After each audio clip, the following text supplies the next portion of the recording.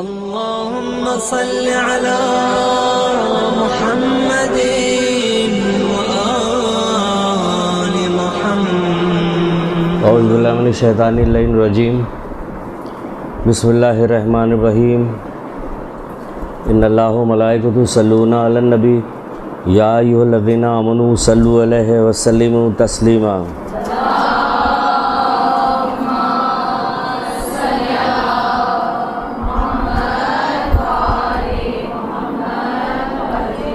بسم اللہ الرحمن الرحیم ایاک نعبد و ایاک نستعین درود پڑھیے محمد آل محمد۔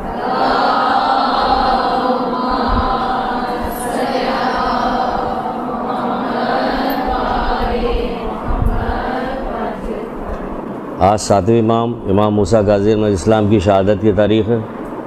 اس سلسلے میں بھی بلند آواز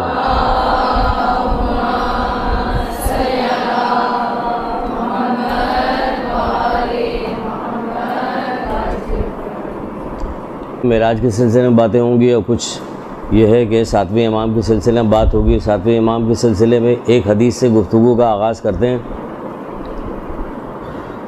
ہے تو بڑی بھاری آپ لوگوں کے لیے، لیکن کیا ہے، بہرحال امام کہہ رہے ہیں تو ہم بھی سنا رہے ہیں، بیچ میں بھی گنجائش آئے گی تو وہ بھی بتایا جائے گا، کیونکہ کل کے بعد سے تو پھر وہی اگلا اتوار ملے گا، تو اگلے اتوار کو تو آپ کو کیا بتایا جائے گا کہ معراج کے سلسلے میں کیا بات کیا ہے۔ تو آج ہی کا دن ہے، جو اس سلسلے میں بھی کچھ کوئی میلاد ولاد تو کرنا نہیں، تو پھر جو کچھ بات ہوگی وہ کی جائے گی۔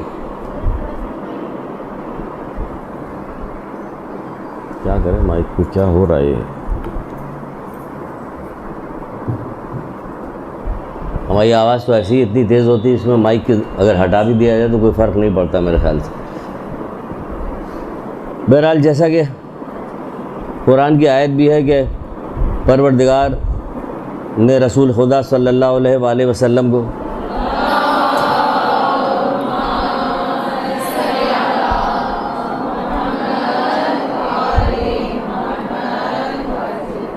مسجد الحرام سے مسجد الاقصیٰ کی طرف ایک ہی رات میں سفر کروایا، جبریل لے کے گئے۔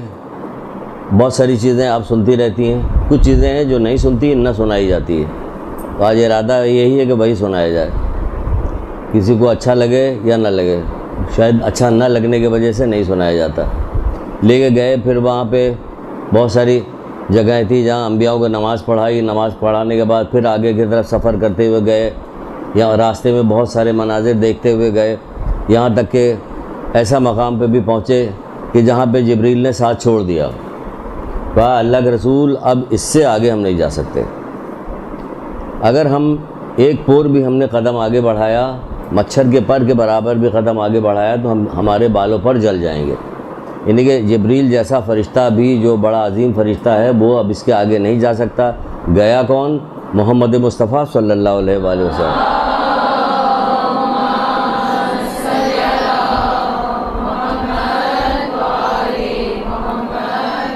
پروردگار نے بلایا کیوں تھا؟ اپنی قدرت کی نشانیاں دکھانے کے لیے، اپنی قدرت کی نشانیاں دکھانی تھی۔ معراج پہ گئے، پھر وہاں سے واپس بھی آئے، قدرت کی نشانی ہے کہ یہی دیکھ لیجئے کہ گئے واپس آئے، کنڈی ہلتی رہی، بستر گرم رہا، اتنی دیر میں گئے بھی اور بے شمار واقعات دیکھ کر بھی آ گئے۔ یعنی واقعات کوئی ایک دو واقعات نہیں دیکھے، بے شمار واقعات دیکھے، بے شمار وہاں پہ چیزیں، فرشتوں سے گفتگو ہوئی، مناظر کو دیکھا، واپس بھی آ گئے۔ مکے کے لوگ انکار کرتے رہے، نہیں مانتے رہے، کوئی انکار کر رہے تھے کہ نہیں، اتنا ایسا ممکن نہیں کہ کوئی جائے اور اتنی دیر میں سفر کر کے واپس بھی آ جائے، ممکن نہیں۔ اور مسلمانوں سے طرح طرح کی باتیں بھی بنایا کرتے تھے کہ تمہارا نبی جو ہے وہ 13 دن میں اور 17 دن میں مکے سے مدینے جاتا آتا، یہ کیسے ممکن ہے کہ چشم زدن میں گئے بھی اور واپس بھی آ گئے اور سارے مناظر بھی دیکھ لیے، تو طرح طرح سے انکار کر رہے تھے۔ یہاں تک کہ ایک بہت ہی مشہور ترین آدمی تھا جس کا نام ہے عمر ابن حشام مخزومی۔ عمر ابن حشام مخزومی یہ تھا، کیونکہ بڑا قابل آدمی تھا اور لوگ بہت مانتے تھے اس کو کہ یہ بہت قابل آدمی ہے، تو اس کی بات کا بڑا احترام کرتے تھے۔ یہ بھی بہت زیادہ انکار کر رہا تھا، تو مسلمان جو تھے وہ اللہ کے رسول سے آگے شکایت کر رہے تھے کہ اللہ کے رسول یہ ہمیں ایسے ایسے کہتا ہے کہ یہ سب غلط ہے، جھوٹ ہے، تمہارا نبی تو 13 دن میں یا 17 دن میں ایک جگہ سے دوسری جگہ مکہ سے مدینے جاتا ہے، یہ کیسے ممکن ہے کہ وہ اتنی دور کا سفر چشم زدن میں طے کر کے آ گیا؟ اچھا، عام طور پہ بھی لوگ اس کا نام نہیں جانتے تھے، یہ اتنا شہرت رکھتا تھا اپنی حکمت اور دانائی کی وجہ سے، علم کی وجہ سے، کہ اس کا لقب سے ہی اسے لوگ یاد کرتے تھے۔ اسے کہتے تھے ابو حکم، حکمت کا باپ، اسے کہا جاتا تھا حکمت کا باپ۔ جب رسول اللہ تک یہ خبریں مسلسل آتی رہی تو آپ نے فرمایا وہ ابو حکم نہیں ہے، وہ ابو جہل ہے۔ اس کے بعد سے آج تک دنیا اسے ابو جہل کے ہی نام سے یاد کرتی ہے، اسے ابو جہل کے نام سے یاد کیا جاتا ہے۔ یعنی کہ جو اللہ و رسول کے کارخانے قدرت میں کسی قسم کا کوئی اعتراض کرتا ہے تو در حقیقت وہ عقل نہیں، شعور نہیں رکھتا، کیونکہ بہت ساری ایسی چیزیں ہیں جو ہماری سمجھ میں نہیں آتی۔ تو سمجھ میں نہ آنے کا مطلب یہ نہیں کہ ہم اس کا انکار کر دیں۔ بہت ساری چیزیں سمجھ میں نہیں آتی، بہت ساری عبادتیں ایسی ہیں جس کے بارے میں لوگ بہت بحث کیا کرتے تھے، اس کی کیا وجہ ہے، اس کی کیا علت ہے، اس کا کیا سبب ہے۔ ہر چیز کا سبب اللہ تعالیٰ نے نہیں بتایا، اس کی وجہ کہ پھر یقین کہاں چلا گیا کہ اللہ کا حکم دے رہے بس مان جاؤ۔ اگر ہر چیز کا فائدہ نفع نقصان بتا دیا جائے گا تو نفع نقصان کی وجہ سے وہ کام انجام دے گا، اللہ کے حکم کی وجہ سے تو کام نہیں انجام دیا جائے گا۔ تو بہرحال یہ بتا دیا گیا۔ تو اگر مسلمان کے آپ دیکھ لیں تو مسلمان کے لیے کوئی مسئلہ ہی نہیں۔ حضرت سلیمان کے وزیر نے کیا کہا تھا؟ اب مجھے اللہ کی کتاب کا تھوڑا سا علم ہے، پلک جھپکتے میں بلقیس کا تخت لے آؤں گا، اور وہ لے آیا قرآن۔ پلک اللہ کی کتاب کا جس اللہ کی کتاب کا تھوڑا سا علم ہونے میں پلک جھپکتے میں بلقیس کا تخت نہ جانے کتنی دور سے لے کے آیا، تو وہ خود پروردگار، وہ آپ سمجھیں کہ وہ کیا ہوگا، جو کن فیکون کا مالک ہے، وہ کیا کچھ نہیں کر سکتا۔ تو بہرحال اسی طرح سے بہت ساری چیزیں ہیں جو یہ ساری چیزیں ہیں کہ وہ بیک وقت ہر چیز پہ اختیار رکھتا ہے۔ حضرت حزقیل علیہ السلام کو کیا ہوا تھا، 100 سال تک سوتے رہے تھے، کہا کہ ذرا اپنے کتنے دن سوئے، کہن پتہ نہیں پروردگار، کہن اپنی سواری کی طرف دیکھو، سواری کی طرف دیکھا تو وہ ڈھانچہ بن چکا تھا، کہن اب اپنے کھانے کی طرف دیکھو، جب کھانے کی طرف دیکھا تو تر و تازہ رکھا تھا۔ ایک پروردگار ایک ہی وقت میں ایک چیز پہ وقت کا اور موسم کا اثر ہو رہا ہے، ایک چیز پہ نہیں ہو رہا۔ تو اللہ کیا کچھ نہیں کر سکتا؟ اللہ سب کچھ کر سکتا ہے، بشرطے کہ اسے مانا جائے، جانا جائے۔ بہرحال اللہ کے رسول آ گئے، وہاں سے لوگوں نے مانا نہ مانا، دو طرح کے لوگ پیدا ہو گئے۔ ایک وہ تھے جنہوں نے انکار کر دیا، ایک طبقہ وہ تھا کہ جس نے اقرار کیا مان گیا۔ اب جس نے اقرار کیا مان گیا اس میں بھی دو طبقے اس میں بھی پائے جاتے ہیں۔ ایک تو اقرار کیا اس نے زبانی اقرار کے بعد جو کچھ پیغام لے کے آئے تو اس میں سے کچھ بھی نہیں مانا، اور ایک وہ تھے جنہوں نے پیغام سنا بھی، اقرار بھی کیا اور اس پہ عمل بھی کیا۔ اگر ہم پوچھیں کہ ہم کس کیٹیگری میں ہیں تو آپ کیا کہیے گا کہ ہم لوگ کس کیٹیگری میں ہیں؟ ہم لوگ زبانی ماننے والوں میں سے ہیں اور کام کچھ نہ کرنے والوں میں سے ہیں، کیونکہ باتیں بنانا اتنی زیادہ ہم لوگوں کو آ گئی، لنترانی باتیں بنانا، زبان درازی، چاہے کدھر کو آپ ہوں ہم ہوں کوئی بھی ہو، یہ اس میں کوئی الگ الگ نہیں ہے۔ یہ سب کچھ ہو گیا کہ ہر چیز جو ہے باتوں کے ذریعے سے لوگوں کو دبا دیا جاتا ہے، اس سے ہونا کچھ نہیں ہے۔ کتنی بار بتایا گیا کہ آنکھ بند ہونے کے بعد منہ پہ مہر لگ جائے گی، پھر اب ازا جوارے گواہی دیں گے۔ تو یہاں پہ بول کے کوئی فائدہ نہیں ہے، وقت گزر رہا ہے۔ لوگ اصل میں مسئلہ یہ ہے کہ معاشرے کے اندر جو آپ دیکھتی ہیں اللہ تعالیٰ کی نافرمانی کرنے والے، یعنی شدید ترین نافرمانی کرنے والے اتنے عروج پہ ہیں کہ کمزور اپنے دھوکہ کھا رہے ہیں۔ ان کا کچھ نہیں تو ہمارا بھی کچھ نہیں ہوگا، ایسا نہیں، کمزور رکھنے دھوکہ کھا رہے ہیں۔ کیونکہ آپ دیکھیں کہ نافرمانی کرنے والے جو ہیں وہ بہت زیادہ شہرت رکھتے ہیں، بہت زیادہ منصب ان کے بعد، بہت زیادہ ان کی بڑائی ہے، لوگ ان کی طرف بہت زیادہ جھک رہے ہیں۔ تو ہوا اس سے یہ رہا ہے کہ جو کمزور لوگ ہیں، عام سے بندے ہیں، وہ جو ہے اسی طرف جا رہے ہیں۔ تو ان کو کیوں دیکھ رہے ہیں؟ ہمیں تو دیکھنا ہے قرآن و حدیث کو دیکھنا ہے، نہ کہ ہمیں ان لوگوں کو دیکھ کے زندگی گزارنا۔ قرآن حدیث دیکھ نہیں رہے ہیں، معنی مطالب پڑھ نہیں رہے ہیں، کوئی بات پڑھتے نہیں۔ کسی سے کہا جائے کہ معراج کے متعلق بھی اخبار ہم دیکھ رہے تھے، 2 دن سے اخبار دیکھ رہے تھے کہ معراج کے متعلق کچھ چیزیں آئیں تو ہم جمع کریں، تو کہیں جا کے پہ کوئی بھی بات نہیں بتائی جاتی، کوئی بھی چیز نہیں۔ جو وہ 2 طرح کی چیز ہے نا، ایک تو وہ چیز کہ اللہ کے رسول گئے وہاں پہ ایک فرشتوں کو دیکھا جو مولا مشکل کشا کی شکل کا تھا،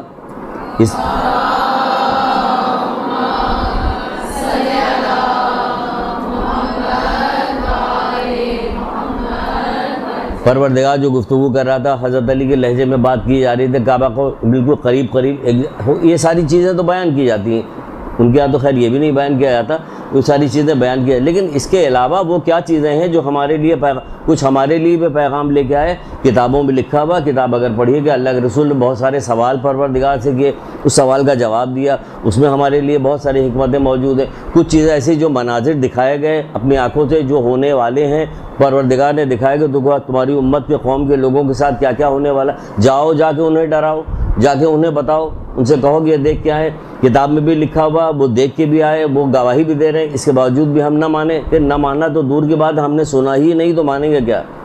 اگر پوچھا جائے کیا کیا دیکھا ہے انہوں نے، ذرا آپ بتائیے، آپ لوگ ایک ایک فرد بتائے، کہیں کہ ہمیں تو پتہ نہیں، وہ ہو کے ابھی آ گئے، وہ دیکھ کے بھی آ گئے، اتنا بڑا معجزہ بھی ہو گیا کہ معراج جیسا معجزہ کئی صدی تک تو پوری دنیا جو ہے انکار کرتی رہی کہ نہیں ایسا ہو ہی نہیں سکتا کہ آسمانوں کو پار کر کے کوئی جائے وائے، انکار کرتی رہی۔ بعد میں خیر جب خلاؤں میں جانے لگے سارے تو وہ کہنے لگے ہاں ایسا بھی ہوگا، تو لیکن تو ہم تو پہلے دن سے مانتے ہیں، چھٹے امام کہہ رہے ہیں کہ جو شخص ہمارا وہ شیعہ نہیں ہے جو اس بات کو یقین نہیں رکھتا کہ محمد مصطفیٰ صلی اللہ علیہ وآلہ وسلم جسمانی معراج ہوئی تھی۔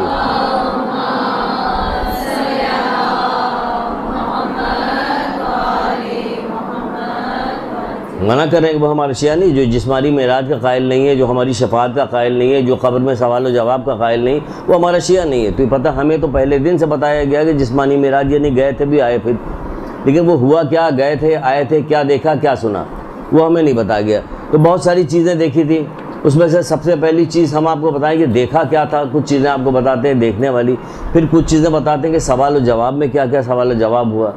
جب اللہ کے رسول پہنچے جا رہے تھے جبریل کے ساتھ، تو آپ نے دیکھا کہ ایک فرشتہ ہے، شروع یہیں سے کرتے ہیں کہ ایک فرشتہ ہے جس کے 1000 ہاتھ ہیں، ہر ہاتھ میں 1000 انگلیاں ہیں، اور وہ کچھ چیزیں گن رہا ہے۔ تو جبریل سے پوچھا اللہ کے رسول نے کہ یہ کون ہے، کیا فرشتہ ہے، کیا گن رہا تھا؟ کہ اللہ کے رسول یہ پانی کے قطرے گن رہا ہے۔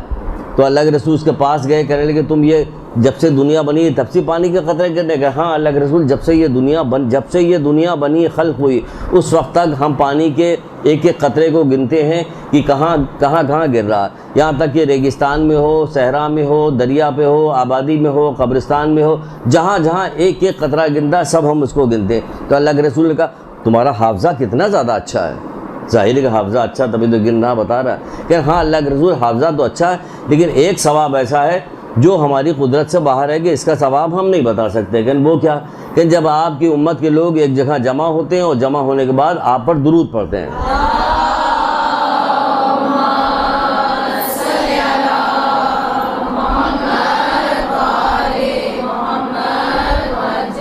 لیکن اس کا ثواب جو ہے وہ ہم نہیں بتا سکتے کہ اس کا کیا ثواب ہے۔ کسی زمانے میں یہ رواج تھا کہ گھروں میں خواتین یا مردوں کا یہ رواج تھا کہ وہ گھروں میں ایک جگہ جمع ہوتے تھے، کئی ہزار بار جو ہے درود کی تسبیح پڑھی جاتی تھی، بہت سارے کام ہوتے تھے، مختلف منتیں مانی جاتی تھی، اس سے بہت زیادہ ثواب ہے، بہت زیادہ برکتیں۔ اب وہ سارے رواج دھیرے دھیرے کر کے ختم ہوتے جا رہے ہیں، نہیں ہو رہے۔ کبھی درود کی تسبیح پڑھی جاتی تھی، کبھی کہا جاتا ہے کہ آج دعائے کمیل پڑھی جا رہی، کبھی جو حدیث قصہ کا سلسلہ ہوتا تھا، اسی طرح بہت سارے پروگرام لوگوں کے یہاں ہوتے تھے، اب وہ بند ہو گئے، اب وہ سارے بند ہو گئے۔ تو بند ہو گئے تھے، جبکہ اب دیکھ رہے ہیں کہ جیسے جیسے وقت گزرتا جا رہا پریشانیاں اور مشکلات بڑھتی جا رہی ہیں، اب یہ سلسلہ زیادہ ہو جانا چاہیے، بجائے زیادہ ہونے کے وہ گھٹ رہا ہے، وہ سلسلہ گھٹتا چلا جا رہا ہے۔ پھر اس کے بعد کیا ہوا کہ ایک فرشتہ اور دیکھا کہ اس کا کیا تھا، اس کو یہ دیکھا کہ وہ محل بنا رہا ہے، سونے اور چاندی کی اینٹوں سے محل بنا رہا ہے، سونے چاندی کی اینٹوں سے محل بنا رہا تھا، کبھی وہ بنانے لگتا تھا کبھی رک جاتا تھا، کبھی بنانے لگتا تھا کبھی رک جاتا تھا۔ اللہ کے رسول نے پوچھا اے جبریل یہ کون ہے، یہ کیا کر رہا ہے، یہ کیوں بنانے لگتا ہے، کیوں رک جاتا ہے؟ کہا اللہ کے رسول یہ آپ کی امت کے ان لوگوں کے لیے جو سبحان اللہ والحمدللہ لا الہ الا اللہ واللہ اکبر کہتے ہیں، یہ تسبیح 4 پڑھتے ہیں، تو جب وہ پڑھتے ہیں تو یہ بنانے لگتے ہیں، اور جب وہ پڑھنا روک دیتے ہیں یہ رک جاتے ہیں۔ سونے اور چاندی کی اینٹوں کے محل بنانے کے لیے بھی رک گئے ہیں وہ، کیونکہ پڑھنا بند کر دیا ہے۔ ابھی یہاں بھی کسی چھوٹا سا مکان بنانے کو کہہ دیا جائے کسی علاقے میں، قیمتی علاقے میں، تو دیکھیں دن رات کھڑے ہوں گے ایک پیر سے دھوپ کے اندر کہ جلدی جلدی بن جاؤ، جلدی تیار ہو جائے، سجاوٹ ہو جائے، بناوٹ ہو جائے، جبکہ یہ مٹی اگارے والی سجاوٹ بناوٹ ہے، تو وہاں سونے اور چاندی کی اینٹوں سے سجایا جا رہا، تو اس کے لیے وہ انتظار کر رہا کہ اب تو پڑھ ہی نہیں رہے، کہاں پڑھ رہے ہیں، کتنا پڑھ رہے ہیں، رجب کے مہینے کے کتنے فائدہ بتائے گئے تھے، بتایا گیا تھا، پتہ نہیں بتائے گئے تھے کہ نہیں بتائے گئے کہ کیا کیا چیزیں پڑھنی ہے، کیا کیا اس مہینے میں کرنا ہے. بہت ساری چیزیں بتائی گئی تھی کہ اس مہینے میں پڑھنا ہے، کرنا ہے. وہ کہاں ہوا؟ آپ کو تو عادی ہونی چاہیے کہ آپ کو تسبیح پڑھنا چاہیے.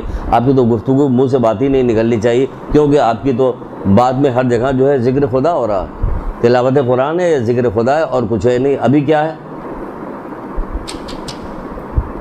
چلیے چھوڑیے، ابھی کیا ہے، چھوڑیے. تو یہ ہو رہا. اس کے بعد کیا دیکھا؟ اس کے بعد دیکھا اللہ کے رسول نے یہ ساری چیزیں دیکھتی ہوئی جا رہے ہیں. ابھی تو ہم آپ کو ذرا اچھی اچھی باتیں بتا رہے ہیں کہ طرح کا تھوڑا سا وہ چیز لگا دیا میں نے، جو چوہے کو پکڑا نہیں جاتا تو آنے دے اس کو. میں نے بھی اسی طرح چھوٹی اچھی اچھی باتیں ابھی بتا رہے ہیں. اس کے بعد پھر آئیں گے آگے کی طرف، تب پہ پتہ چلے گا کہ کیا ہے. کیونکہ جیسا کہ ہم مختلف جگہ پہ دیکھ رہے ہیں کہ کوئی بتانے کو تیار نہیں، تو ہماری سمجھ میں نہیں آ رہا تھا کہ کیوں نہیں بتاتے. کہ ان کو ڈرتے ہیں لوگ کہ ہم بتائیں گے، سخت سخت باتیں بتائیں تو برا منائیں گے. یاد رکھیے کہ جس نے تمہیں ڈرایا اس نے تمہیں خوشخبری دی.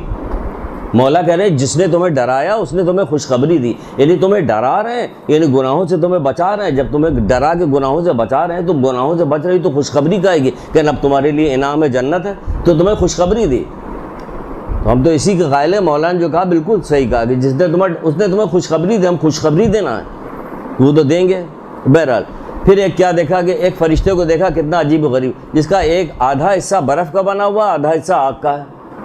آدھا حصہ برف کا ہے اور آدھا حصہ آگ کا ہے. یعنی کتنی عجیب و غریب پروردگار کی قدرت ہے کہ آدھا حصہ آگ کا ہے. نہ برف جو ہے آگ پر اثر انداز ہو رہی، نہ آگ جو ہے برف پہ اثر انداز ہو رہی. اور وہ کہتا کیا جا رہا کہ پروردگار جس نے تو نے مجھے بنایا، آگ اور برف کا اتحاد کیا، اسی طرح پروردگار مومنین کے دل کو بھی ملا دے.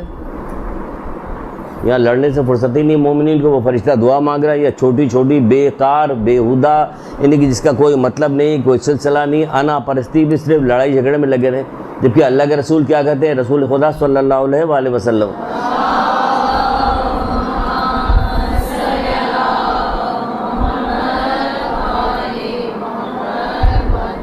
کہتے ہیں واجبات بجا لانے کے بعد سب سے اچھا عمل لوگوں کے درمیان صلح صفائی کرانے کے سوا کچھ نہیں ہے. لوگوں کے درمیان صلح صفائی کرانے کے علاوہ کچھ نہیں ہے. یہ ایسا خیر ہے جو خیر کو دنیا میں پھیلاتا ہے. یہ ایسا خیر ہے جو خیر کو دنیا میں پھیلاتا ہے. آج جیسے جیسے وقت گزر رہا ہے ہم دیکھ رہے ہیں کہ لوگوں میں اختلافات بڑھتے چلے جا رہے ہیں. اختلافات بڑھتے کیونکہ خیر کا کام بند ہو گیا. نہ آپ ذکر کرتی ہیں، نہ آپ کو عبادت اس طرح سے کیا جاتا ہے، نہ کوئی دوسرا کام کیا جاتا، پڑھا لکھا جاتا ہے، کوئی کچھ کام کیا جاتا. ٹی وی باتیں. اور سب سے زیادہ برباد کیا بات کرنے نے. ابھی آپ آگے دیکھیے کہ بات کرنے کے کتنا نقصان بتایا گیا، کیا بتایا گیا. بات کرنے کا ویسا بھی نقصان ہے. تو سب سے زیادہ اس چیز نے برباد کیا جو ہم لغو و فضول باتیں کیا کرتے. آپ لوگوں سے تو بہت پہلے بھی ایک دفعہ ہم نے بتایا نہیں تھا کہ فضول باتیں، لغو بات کرنے کا اتنا زیادہ نقصان ہے کہ نوجوان بھی ہے پیٹ پہ پتھر پہ باندھے ہوئے ہے، احد کی جنگ میں رسول اللہ کے ساتھ شریک بھی ہے، اس میں شہید بھی ہو گیا. اس کے باوجود جب اس کی ماں اسے کہنے لگی شہادت مبارک تو روک دیا کہ نہیں، تمہیں کیسے پتہ ہو سکتا ہے یہ فضول باتیں کرتا ہو. یعنی اتنی آج فضول باتیں کیا ہے، بیٹھ کے بلا وجہ کی باتیں ہو رہی، خام خواہ کی باتیں. ہر مرد عورت ہر آدمی شروع ہو گیا کہ وہ خاموش رہنا جانتے ہی نہیں. اسے بیماری ہو گئی بولنے کی بیماری لگی اور سب بیکار کی باتیں بولی جا رہی ہوتی. تو اتنی ساری چیز دکھا رہے ہیں، وہ آپ کو سمجھا رہے ہیں. ایک ایسے فرشتے کو دیکھا جو بالکل سیریس، اتنا سیریس ہے کہ سلام کا بہت سیریس سے جواب دیا، نہ کچھ پوچھا نہ گچا. ورنہ سارے فرشتے سلام کا جواب بھی دیتے تھے، رسول اللہ کے پاس مسکراتے تھے، مولا مشکل کشا کے بارے میں بھی پوچھتے تھے کہ آپ کے بھائی علی کا کیا حال ہے. انہیں سب کی خیریت دریافت کر رہے تھے. لیکن یہ فرشتہ بالکل سیریس سے پوچھا کہ یہ کون ہے؟ کہ جب سے جہنم خلق ہوئی ہے، جہنم کا فرشتہ، اس وقت سے آج تک یہ مسکرایا نہیں. یہ ساری چیزیں دیکھ کے واپس آنے کے بعد اللہ کے رسول کہتے ہیں کہ میری اور تمہاری مثال تو بالکل ایسی کہ جیسے ایک شخص جو ہے آگ کو روشن کرے. جب وہ آگ کو روشن کرتا ہے، تتلیاں وہ بھنگے نہیں ہیں، وہ سب آ کے اس میں کودنے لگتے ہیں. تتلیاں اور دوسری چیزیں جو ہیں وہ اس میں کودنے لگتے ہیں، پروانے سب اس کے اندر ڈالنے لگتے ہیں. اور وہ اسے بھگانے کی کوشش کرتا، ہٹاتا، لیکن وہ اس میں کود کے گرتے جاتے ہیں. بس تمہاری مثال بھی ایسی. میں تمہارا ہاتھ پکڑ کے دوزخ کی آگ سے بچا رہا ہوں اور تم میرا ہاتھ چھوڑا کے جہنم میں کودتے جا رہے ہو. کون سی چیز ہے جو رسول اللہ نے نہیں بتائی؟ کون سی چیز ہے؟ یہ ساری مصیبتیں اٹھائی اسی وجہ سے کہ آپ لوگوں تک پیغام پہنچایا جائے. نہیں، نہیں پیغام پہنچائے بے تو کوئی ہماری. اتنے سارے لوگ یہاں پہ بیٹھے ہوئے, اتنی ساری سب اگر سب کام کرنا شروع کرے کہ اپنے طور پہ کہ نہیں ہمیں اس قربانی کی اصطلاح میں محبت کا تقاضا یہی ہے کہ جس دین کے لیے ان لوگوں نے اتنی محنتیں کی ہے کہ اللہ تعالیٰ کے اس دین کے لیے ہمیں کچھ نہ کچھ تو ضرور کرنا ہے, تو کچھ نہ کچھ تو فرق معاشرے میں نظر آئے گا. لیکن ایسا کچھ بھی نہیں, ایسا کچھ بھی نہیں کہ کوئی فرق نہیں نظر آتا. بہرحال تو کیا کہا جا رہا کہ رسول اللہ نے کیا پوچھا؟ پہلی چیز آپ پوچھتے ہیں کہ رسول اللہ پروردگار معراج میں گئے سب سے افضل عمل کون سا ہے؟ ابھی اس سے سوال جواب ہو رہا, اللہ کے رسول پوچھ رہے ہیں کہ سب سے افضل عمل کون سا ہے, مالک سب سے افضل عمل کون سا ہے؟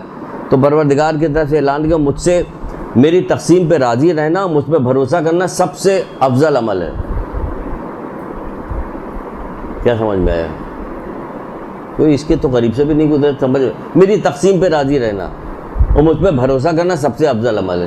نہ تقسیم پہ راضی ہیں, حوث پرستی ان کے پاس یہ ہے, ان کے پاس یہ ہے, ہمارے پاس بھی یہ ہونا چاہیے, ان کی فلان جگہ شادی ہوئی, ان کے تو 4 بچے ہیں اور لڑکے ہیں ان کے, ہمارے یہ کسی چیز پہ راضی نہیں, اللہ کی کسی تقسیم پہ راضی نہیں. وہ معراج پہ جا کے پوچھ رہے ہیں رسول اللہ کہ سب سے افضل عمل کون ہے؟ کہ ہماری تقسیم پہ راضی رہنا اور مجھ پہ بھروسہ کرنا.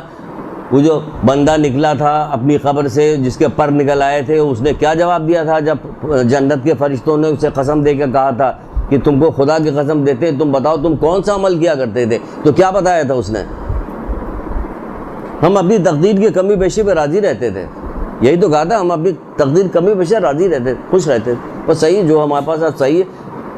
تم کیا خوشی کس بات کی ہے؟ کہ خوشی اس بات کی تھی کہ ہم راضی ہیں جس کام کے لیے ہم بھیجے گئے, ہم وہ کام میں اتنے مصروف رہتے تھے ہمیں فکر نہیں رہتی تھی کم و زیادہ کی.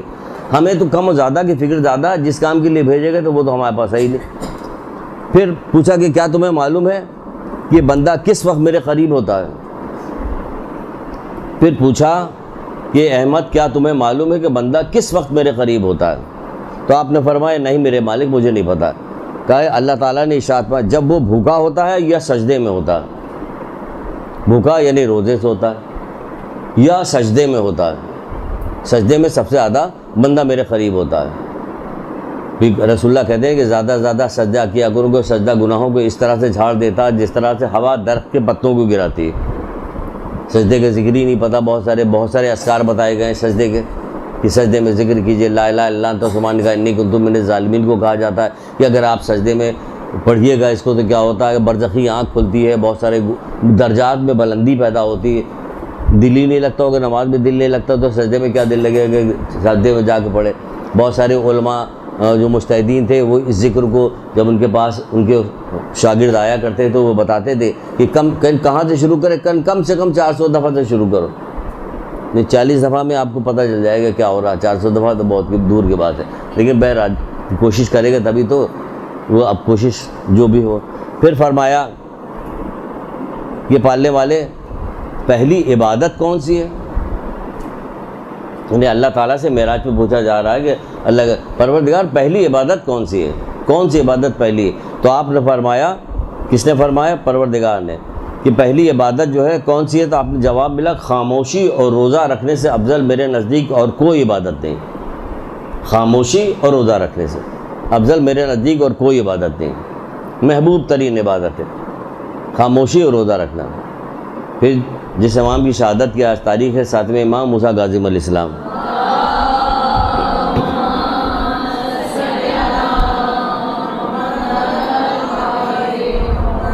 آپ فرماتے ہیں کم باتیں کرنا عظیم حکمت ہے, عظیم حکمت ہے. کم باتیں کرنا عظیم حکمت ہے. زندگی بھر بچپن سے سنتی چلی آئی ہیں کہ مومن کی گمشدہ چیز حکمت, مومن کی گمشدہ چیز ہے, مومن کی گمشدہ چیز ہے. کبھی دل میں کوئی کیفیت تڑپ نہیں پیدا ہوئی کہ حکمت ہمارے اندر بھی پیدا ہو کسی طرح سے. وہ کہا کم گفتگو کیجیے گا تو حکمت پیدا ہوگی, زیادہ گفتگو کیجیے تو نہیں پیدا. کم گفتگو عظیم حکمت ہے بتایا جا رہا ہے. کیونکہ بولنا نقصان دہ اس لیے کہ اگر کسی چیز میں نحوست ہو سکتی ہے تو کس چیز میں؟ زبان میں. اسی لیے کہا تھا یا ذکر خدا کرو, تلاوت قرآن, یا ذکر خدا کے علاوہ خاموش رہو, یا امر بالمعروف کرو, ضرورت کے وقت بات کرو ورنہ خاموش رہو. کہ کسی چیز میں نحوست ہو سکتی ہے تو وہ زبان میں ہے. جس نے خاموشی اختیار کی وہ نجات پا گیا. یہ سب مولا مشکل کسا کرے, جس نے خاموشی اختیار کی وہ نجات پا گیا. یہ سب سوال جواب پہ باتیں ہو. پھر عرض کیا کہ یہ پالنے والے روزے کی میراث کیا ہے, یعنی روزے سے نتیجہ کیا نکلے گا, کیا ملنے والا ہے روزہ رکھنے سے. ابھی آ رہا رمضان, دیکھیں کیا ملتا ہے. ذرا یہیں سے غور کر لیجئے گا کہ اتنے سارے لوگ خیبر سے کراچی تک روزہ رکھتے ہیں, آخر کوئی چیز نتیجہ کیوں نہیں نکلتا. سب قرآن پڑھتے ہیں, نتیجہ کچھ نہیں نکلتا. سب جو ہے وہ نمازیں پڑھ رہے ہیں, نتیجہ کچھ نہیں نکلتا. تو آخر خاموش رہیے گا تبھی تو غور کیجیے گا. جب خاموشی نہیں رہے, ہر وقت بات کرتی ہے, اگر خاموش رہیے گا, غور کیجیے گا تو کچھ فائدہ ہونا, اپنے نفس کو ضرور فائدہ پہنچے گا. یہ ہر کام ہو رہا ہے, اس کا کوئی نتیجہ نہیں نکل رہا, بلکہ کثرت بڑھتی جا رہی ہے, تعداد اب بڑھ رہی. ایک صاحب بتا رہے تھے کہ ہم نے 22 رجب والے دن ہمیں 22 جگہ جانا پڑا. یہ سب تعداد بڑھتی چلی جا رہی ہے. کوئی صاحب کہنے لگے انچولی میں تو یہاں پہ ہم آئے تھے تو گاڑی پارک کرنے اندر گھسنے کی جگہ نہیں مل رہی تھی, اتنا رش تھا یہاں پہ. تو ہر چیز بڑھتی جا رہی ہے, نتیجہ اس کا کچھ بھی نہیں نکل رہا. آج کیا پالنے والے روزے کی میراث پر کیا ہے, تو فرمایا روزے کی میراث حکمت ہے. روزے کی میراث کیا ہے, حکمت. کتنے روزے دار ہیں جن کو حکمت نصیب ہوئی ہے, اور حکمت کی میراث ہے معرفت, اور معرفت کی میراث کیا ہے, یقین. معرفت کی میراث یقین ہے. روزہ رکھنے سے یہ ساری چیزیں ملنے والی ہیں. کہ کیا ہے, یقین ملنے والا. کیونکہ بندہ جب بھوکا ہوتا ہے اور اپنی زبان کو روکے رکھتا ہے تو میں اسے حکمت کی تعلیم دیتا ہوں. پروردگار کہہ رہا ہے میں اسے حکمت کی تعلیم دیتا ہوں, اور حکمت اس کے لیے نور اور برہان پیدا کرتا ہوں, اور وہ چیز وہ دیکھنے لگتا ہے جو پہلے نہیں دیکھتا, وہ چیز سمجھنے لگتا ہے جو پہلے نہیں سمجھتا, اور سب سے پہلی جو چیز وہ دیکھتا ہے وہ کیا ہے, اس کو اپنے عیب نظر آنے لگتے ہیں. روزہ رکھنے سے جو پروردگار حکمت دیتا ہے, اس حکمت میں کیا چیز ہوتی ہے, سب سے پہلے اس کو اپنے عیب نظر آنے لگتا ہے. تو دیکھنے لگتا ہے کہ مجھ میں کیا کیا کمی ہے, اس کو پورا کیا جائے, کیا کیا کمی ہے اس کو پورا کیا جائے. یہاں کیا ہوتا, ہمیں سب سے پہلے دوسروں کے عیب نظر آنے لگتے ہیں. اس کے لیے جبکہ مذمت کی گئی, بے حد مذمت کی گئی. بلکہ اور جو لوگ اپنے عیب دیکھتے رہتے ہیں, دوسروں کے عیب سے اندھے ہوتے ہیں, نابینا ہوتے ہیں, عیب نہیں دیکھتے, ان کو مبارکباد دی گئی. رسول خدا صلی اللہ علیہ وآلہ وسلم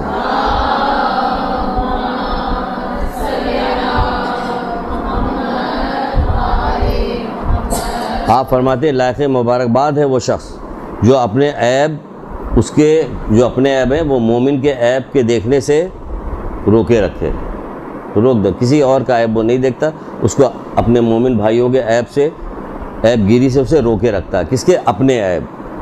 کیا کمی ہے, کیا گناہ ہے, کیا چیز گھٹ گئی, کیا. تو خاموش رہیے گا تو غور بھی کیجیے گا, غور بھی کیجیے گا آج کیا کام کیا, کیا کام نہیں کیا, کہاں بلندی جانا. دنیا میں تو حاصل کرنے کے لیے کیا کیسے افسوس میں زندگی گزاری جا رہی ہوتی ہے, شوق میں یا افسوس میں یا تمنا میں یا امید میں زندگی گزر رہی ہوتی. آخرت میں سب چیز ملنے والی ہے, یقینی طور پہ ملنے والی. دنیا میں یقینی طور پہ ملنے والی نہیں, حادثاتی ہوتی, کبھی ملی کبھی نہیں ملی, حادثاتی ہو رہی ہوتی. کتنے حادثات صبح شام ہو رہے ہوتے, غور نہیں کیا جاتا. عبرتیں بکھری ہوئی, کوئی عبرت لینے والا نہیں ہے, پھر اسی چیز میں لگے ہوئے ہیں. نہیں, ایسا نہیں ہے. اور جب کسی بندے کو دیکھو کہ وہ اپنے عیب کو بھول کر دوسروں کے عیب جوئی میں لگا ہوا ہے, چھٹے امام فرماتے ہیں امام جعفر صادق علیہ السلام,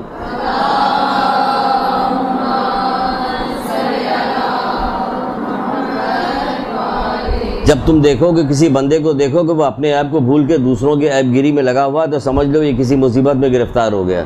یہ سارے کے سارے مصیبتی میں گرفتار ہیں, کیونکہ اپنے عیب تو ہمیں دکھتے نہیں, ہمیں دوسروں کے عیب دکھ رہے ہوتے. سمجھ جاؤ کہ کسی مصیبت میں گرفتار ہو گیا.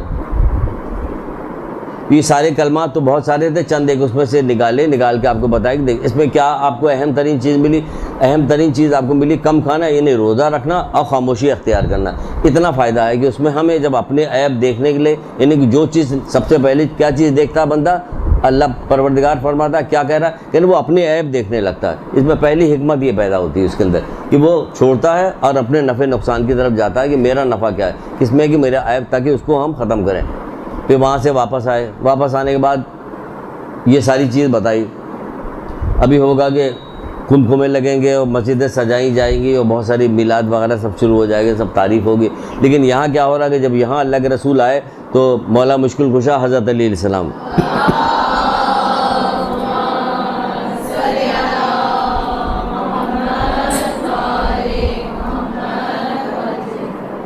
حضرت زہرا کے ساتھ رسول اللہ کے پاس تشریف لائے یہ لوگ, تو دیکھا کہ اللہ کے رسول شدید ترین گریہ کر رہے ہیں۔ معراج پہ جہاں ہم خوشیاں منا رہے ہیں وہاں ہم خوشیاں منا رہے ہیں، اللہ کے رسول شدید ترین گریہ کر رہے ہیں۔ کیوں گریہ کر رہے ہیں؟ تو انہوں نے پوچھا، بی بی زہرا نے کہا کہ میرے ماں باپ آپ پہ قربان ہوں، آپ کو یہ گریہ کرنے کا سبب کیا ہے؟ تو گریہ کرنے کا سبب انہوں نے وہی بتایا کہ جو اپنی امت کے لوگوں کے بارے میں دیکھ کے آئے کہ ان کو کیسے کیسے عذاب دیے جا رہے ہیں، تو اللہ کے رسول پہ اتنا زیادہ اس بات کا اثر ہوا کہ آپ رو رہے ہیں، آپ گریہ کر رہے ہیں۔ ہمیں اگر عذاب بھی بتا دیا جائے تو کوئی گریہ تاری نہیں ہوتا، اور یہ عذاب کس کے لیے؟ ہمارے لیے ہے۔ ہمیں اپنے عذاب پر گریہ تاری نہیں ہوتا، اور وہ ہمارے عذاب پر دیکھ کر آئے ہیں اور ہم سے گریہ کر رہے ہیں۔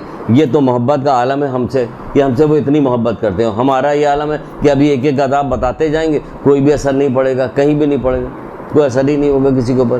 اثر کیوں نہیں ہوگا؟ گناہ کی تہے اتنی جمتی چلی گئی دل کے اوپر کہ اب کسی بات کا اثر نہیں ہوتا۔ دیکھا کہ اللہ تعالیٰ نے کیا دیکھا؟ جو کچھ دیکھا وہ بتا رہے ہیں۔ کیا دیکھا انہوں نے؟ دیکھا کہ میں نے دیکھا کہ کچھ افراد کو جن کے پیٹ اتنے بڑے ہوئے ہیں کہ وہ اٹھنا چاہتے ہیں لیکن اٹھ نہیں سکتے، کبھی ادھر گر جاتے ہیں، کبھی ادھر گر جاتے ہیں، اٹھنا۔ تو میں نے پوچھا جبریل یہ کون لوگ ہیں؟ تو ان نے کہا کہ اللہ کے رسول یہ وہ لوگ ہیں جو سود خور ہیں، سود کھاتے ہیں۔ ہمیں یہی نہیں پتہ کہ کس بینک میں رکھوانا، کس بینک میں نہیں رکھوانا، کیا کرنا، کتنا پیسہ لینا، کتنا اس میں سے آدھا نکال کے غریبوں کو دینا، کیا کرنا، کسی بات کی پرواہ نہیں۔ ہم نہ کسی سے پوچھتے ہیں، نہ عالم سے پوچھتے ہیں، نہ کہیں جاننے کی کوشش کرتے ہیں، جبکہ وہاں کہا جا رہا ہے کہ حضرت اس کے اندر حدیث قدسی کے اندر ہے کہ پروردگار قیامت کے دن پوچھے کیا تم نے اپنے دین و دنیا کے بارے میں علماء سے پوچھا؟ یعنی ہمیں دین و دنیا کے بارے میں ہم لوگوں کو علماء سے پوچھنا چاہیے، ہر چیز کو اپنے دل سے نہیں کرنا چاہیے کہ ہم اور کام کو اپنے دل سے کیے چلے جا رہے ہیں۔ اللہ کے رسول رو رہے ہیں، وہاں دیکھیے خوشیاں منائی جا رہی، یہی بھی دیکھ لیے، اپنے اندر دیکھ لیے، وہ رو رہے ہیں ہمارے حالت پہ، وہ خوشیاں منا رہے ہیں، ان کو ہنسنے فرصت نہیں۔ یہ تو حشر ہے ہم لوگوں کا، یہ ہمارا حشر ہے۔ تو یہ دیکھ رہے تھے۔ پھر دیکھا کچھ افراد کو دیکھا جو ناخون سے اپنے چہرے کو نوچ رہے ہیں، کچھ افراد کو دیکھا جو ناخون سے اپنے چہرے کو نوچ رہے ہیں۔ یہ کون افراد تھے؟ پوچھا گیا اے جبریل یہ کون لوگ ہیں؟ کہنے اللہ کے رسول یہ لوگوں کی غیبتیں کر کے ان کی جو ہے آبرو کو اتارتے تھے، ان کی توہین کیا کرتے تھے۔ کیا کرتے تھے؟ کہ غیبت کے ذریعے سے۔ آج غیبت کس قدر عام ہے کہ حد اور انتہا نہیں کہ غیبت کتنی عام ہے، بلکہ بہت آسانی کے ساتھ بہت معمولی طریقے سے ہو جاتی ہے۔ فلاں آدمی ملے تھے، ارے چھوڑیے وہ تو بہت ایسے ہی بیکار سے آدمی، بھئی کیا ضرورت ہمیں بتانے کہ بیکار ہے یا بیکار نہیں، لیکن وہ بتا رہے ہیں کہ نہیں بہت بیکار سے آدمی، یوں ہی اب بات میں نکل اتنی آسانی کے ساتھ غیبتیں ہوتی ہیں کہ کہیں آدمی کو رکتا ہی نہیں۔ یہاں یہ عذاب بتایا گا جو چہرہ بڑا سجا بنا کے چلتے ہیں نا، ہم بھی اور آپ بھی، ساری عورتیں ہر وقت میک اپ میں اس میں لگی رہتی، یہ اپنے ناخون سے اپنا ہی منہ نوچ رہی ہوں گی، وہ دیکھ کے آئے ہیں وہ گریہ کر رہے ہیں، ہمارے اوپر اثر ہی نہیں پڑ رہا۔ غیبت کی کرتی ہے وہ کرتی رہیے گا۔ یہ کون ہے جو اس بات کا طے کر لے کہ نہیں اب یہ گناہ مجھ سے نہیں ہونا، طے کر لیں۔ دیکھیں اپنی یہاں پہ بہادری دکھائیے تو پھر پتہ چلے کہ ہاں یہ بہادر ہے، کہ ہاں بہادر جس کام کا ارادہ کر لیا وہ کر لیا، وہ ٹھان لیا ہم نے کہ اب اس گھر میں نہیں رہنا، لڑائی جھگڑا کر کے چھوڑ کے چلیے، اس سب میں تو ٹھان لی جاتی ہے، باتیں کی جاتی ہیں، لیکن کسی اچھے کام کے اندر کوئی وہ نہیں ہوتا۔ پھر دیکھا ایک شخص کو دیکھا، کیا دیکھا؟ اس کو دیکھا کہ اچھی لذیذ ترین غذا کو چھوڑ کر وہ گندی خراب سڑی ہوئی غذا کو کھا رہا ہے۔ تو پوچھا کہ جبریل یہ کون لوگ ہیں؟ کہنا اللہ کے رسول یہ جو بدبودار غذا جو لوگ کھا رہے ہیں یہ وہ لوگ ہیں آپ کی امت کے کہ جو حلال کو چھوڑ کے حرام اختیار کرتے ہیں۔ مثلا ان کی شادیاں ہوئی ہیں، بیوی ہیں، سب کچھ ہے، لیکن یہ حرام چیزوں کی طرف رخ کرتے ہیں، یہ جھوٹی قسمیں کھاتے ہیں، یہ برا کام کرتے ہیں، تو اس لیے ان کو یہ کیا گیا ہے کہ یہ اچھی غذا کو چھوڑ کر وہاں پہ ان کو زبردستی جو ہے یہ کیا بری سڑی ہوئی غذا کھلائی جا رہی ہے۔ ساتویں امام کے بارے میں مشہور ہے نا کہ جب ساتویں امام 14 سال تک جیل اس میں قید خانے میں رہے، کنویں جیسے قید خانے میں، چھوٹے سے نہ پیر پھیلا سکتے تھے، نہ اٹھ سکتے تھے، نہ بیٹھ، طرح طرح کی اذیتیں اس کے اندر دی جا رہی تھی۔ اس اذیت میں سے ایک کام یہ بھی کیا متوکل عباسی نے کہ کہا کہ ہمارے سلطنت سے جاؤ ڈھونڈ کے حسین ترین جوان خوبصورت لڑکی لے کے آؤ، تو ڈھونڈ کے حسین ترین جوان خوبصورت لڑکی لائی گئی، کہا گیا اس کو جو ہے ان کی خدمت میں بھیج دیا جائے، اس کو سکھا پڑھا کے امام کی خدمت میں بھیج دیا۔ امام کی خدمت میں گئی، وہاں کتنا بھی کوشش کر رہی، سب کچھ کر رہی، وہ اپنا نماز اور اس میں سب کو لگے ہوئے اور کسی طرح متوجہ نہیں ہو رہی۔ آخر میں کہنے لگی مجھے آپ کی خدمت کے لیے بھیجا گیا ہے، آپ کی خدمت کے لیے بھیجا گیا تو آپ نے کہا دیکھو تو ذرا. اب جب اس نے آنکھ اٹھا کے دیکھا تو غلمان و حوریں اور باغ یہ ساری چیزیں سب کچھ موجود ہے. کہا کہ یہ سب چیزیں میری نگاہوں میں کہ حیثیت کیا ہے اس کی. تو اس قدر عبادت و ریاضت سب کچھ.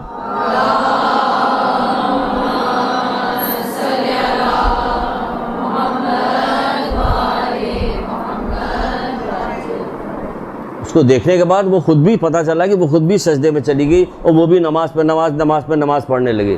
آج ہم سننے کے بعد ہم ماننے والے ہیں, ہم نجیب الطرفین سید کہلائے جاتے ہیں, آباء و اجداد سے سید ہیں. کوئی واقعہ سنتے ہیں, کوئی واقعہ ایک بار دو بار, یہ تو ابھی آئی تھی, کتنی بار سنی, یہ تو آئی تھی بری مقصد کے لیے بھیجا گیا تھا, انعام اکرام اس کو دینا تھا, سب کچھ تھا.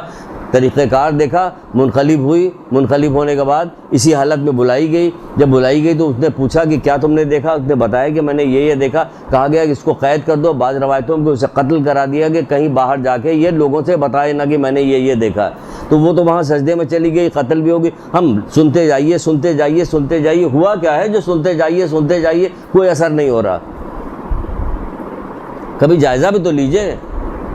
بھی سر ہلکی پھلکی بات کی جائے, ہر وقت درود پڑھا کے نعرے لگوا کے نعرے لگائیے, درود پڑھیے, بس سمجھیے کہ ہم بخشے گئے, سب کام ہو گیا. تو پھر ان لوگوں نے جو کارنامہ انجام دیا, جو مشکلات اٹھائی ہے, اس کا کیا وہ صلہ ہے کوئی؟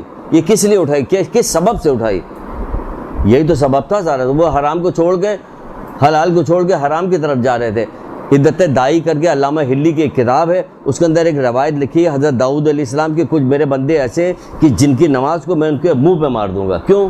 اللہ تعالیٰ کہہ رہا ہے میں ان کی نماز کو ان کے منہ پہ مار دوں گا.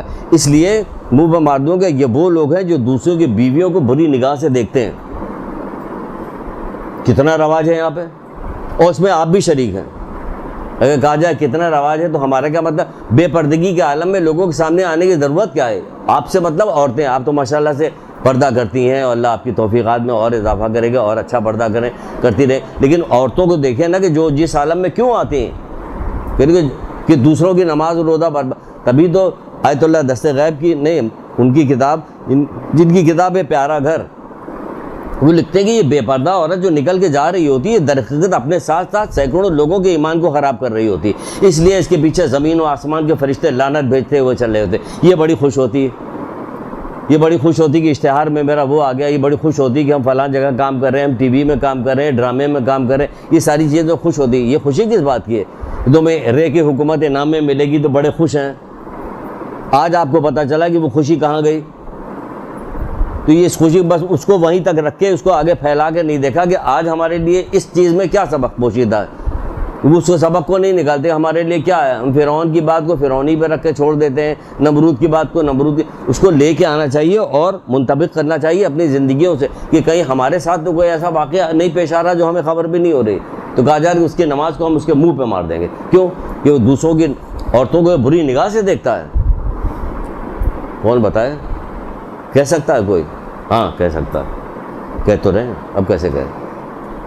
پھر ایک گروہ کو دیکھا کہ جس کو سر کو جو ہے پتھر سے کوٹا جا رہا اور ریزہ کیا گیا. پوچھا یہ کون لوگ ہیں؟ کہا یہ وہ لوگ ہیں جو نماز عشاء کے بغیر سو جاتے تھے. نماز نہیں پڑھتے تھے, سو جایا کرتے. بہت تھک گئے ہیں, بہت تھکے ہوئے آئے ہیں, سو گئے. یہ نماز کی کاہلی برتا کرتے تھے, سو جائیں گے. سو جاتے تو کیا ان کے سروں کو ریزہ اچھا جو چیز کوٹی جا رہی ریزہ کیا جا رہا ہے. پھر جبکہ آپ کو رسول اللہ کی روایت سنا چکے کہ میری شفاعت ان لوگوں کو نہیں ملے گی جو نماز کو حقیر سمجھتے ہیں, صبح کو حقیر جانتے ہیں. وہ کہتے ہیں وہ شخص میرے پاس حوض کوثر تک نہیں پہنچے گا. نہیں, خدا کی قسم نہیں, یعنی قسم کھا کے کریں, نہیں خدا کی قسم نہیں. رسول اللہ میزان حکمت میں دیکھ لیجئے گا یہ روایت ہو, نہیں خدا کی قسم نہیں پہنچے گی. نماز کو حقیر سمجھ رہے. وہ نماز پڑھتے پڑھتے ان کے پیر سوج جایا کرتے تھے, وہاں سے قرآن کی آیت نازل ہوتی تھی کہ رسول بس کرو. یہ کہتے تھے ہم نے حق ہی نہیں ادا کیا. حضرت علی کس قدر نماز پڑھے گا, ائمہ تارین کس قدر نماز, کربلا والوں نے کیسی غضب کی نماز پڑھی. تو یہ مومن جو ہے, شیعہ جو ہے, مومن جو ہے, وہ نماز سے کوتاہی برتے ہیں. اس لیے کہ بچپن سے ان کو تعلیم نہیں دی کہ بچپن سے اگر آپ اپنے بچوں کو مسلسل نماز کی تعلیم دیجیے, کہیے سختی کیجیے, تو کچھ دنوں کے بعد جب عادت پڑ جاتی ہے وہ سمجھتے ہیں. ہمارے ایک جاننے والا, ہمارا ایک دوست تھا, کہتے تھے ہم تو صبح کی نماز کے پہلے دن سے عادی ہے. کیوں, کیسے ہو؟ کہ ہمارا باپ کہتا تھا کہ 2 آواز پہ اگر نہیں اٹھو تو پانی ڈال دیں گے تمہارے اوپر, اور 1-2 دفعہ ڈال دیا تو پھر ظاہر کہ سوتے ہوئے آدمی کے اوپر پانی ڈال دیا جائے تو پھر کیا ہوگا؟ کہنا ایسا ڈر گئے کہ پھر ایک ہی دو آواز میں فوراً اٹھ جاتے تھے. پھر اس کے بعد سے عادت بن گئی. جب عادت بن گئی تو سبحان اللہ، عادت تو بنا لی کسی اچھی چیز کا یا بری چیز کا تو وہ ایسے ہی بن جاتی ہے. نہیں ہوگا. پھر ارشاد فرمایا میں نے کچھ ایسے افراد کو بھی دیکھا کہ جن کے منہ سے آگ داخل کی جا رہی تھی اور نکلتی جا رہی تھی. پوچھا گیا کہ یہ کون لوگ ہیں؟ جواب ملا یہ وہ ہیں یہ یتیموں کا مال کھا جاتے ہیں، بذریعہ ظلم یتیموں کا مال کھاتے ہیں.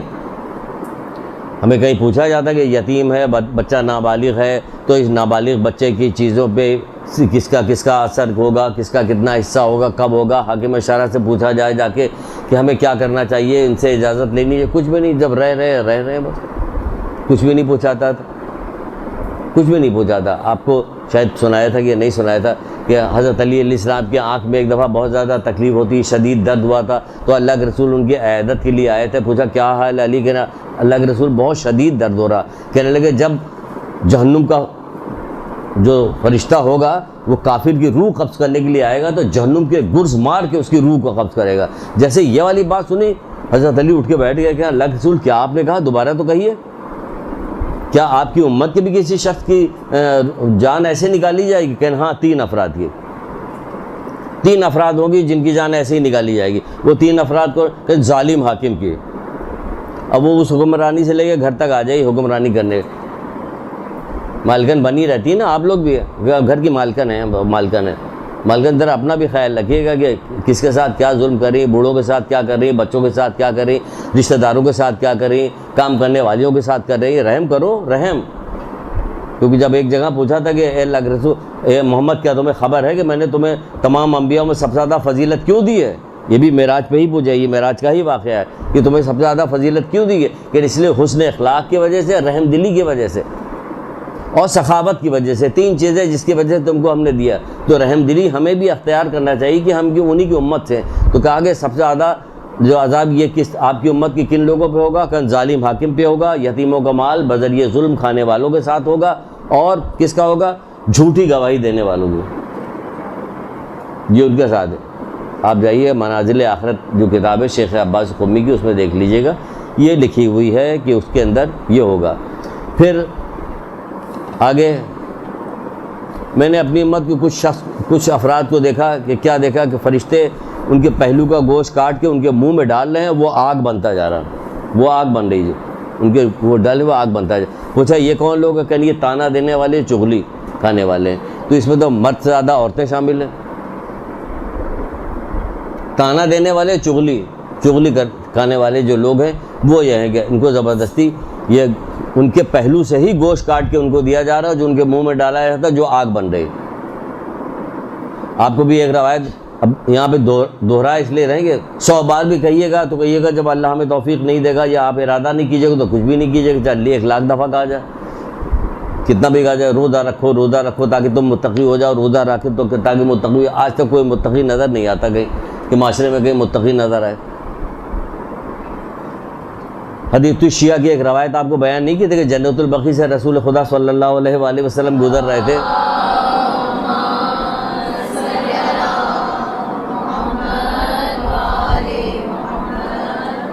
تو آپ ایک قبر کے اوپر رکے، کہا کہ ابھی جہنم کے ایک گرز، اس کا آگ کے ایک گرز اس کو مارا گیا ہے کہ اس کا دل ٹکڑے ٹکڑے ہو گیا.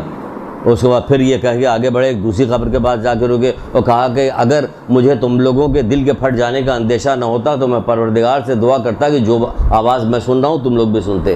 تو کسی صحابی نے پوچھا اللہ کے رسول ان دونوں آدمی کو قصور کیا تھا؟ کہنے ایک چغل خور تھا اور دوسرا پیشاب کی نجاست سے اپنے آپ کو نہیں بچاتا تھا. کتنی آسانی سے چغل خوری ہوتی، کہیں خوف ہوتا کہ کیا ہوگا. حضرت موسیٰ بنی اسرائیل میں قحط سالی ہوئی تو سب لوگ دعا کہنے لگے کہ اے موسیٰ دعا کیجئے. یہ صحرا میں نکلتے تھے، دعا کرتے تھے، دعا پوری نہیں ہو رہی تھی. کہا پروردگار سے الگ سے مناجات کہ مالک میں تو دعا کر رہا ہوں، میری دعا کیوں نہیں پوری ہو رہی؟ کہ تمہارے درمیان میں ایک چغل خور ہے جس کی وجہ سے تمہاری دعا پوری نہیں ہو رہی.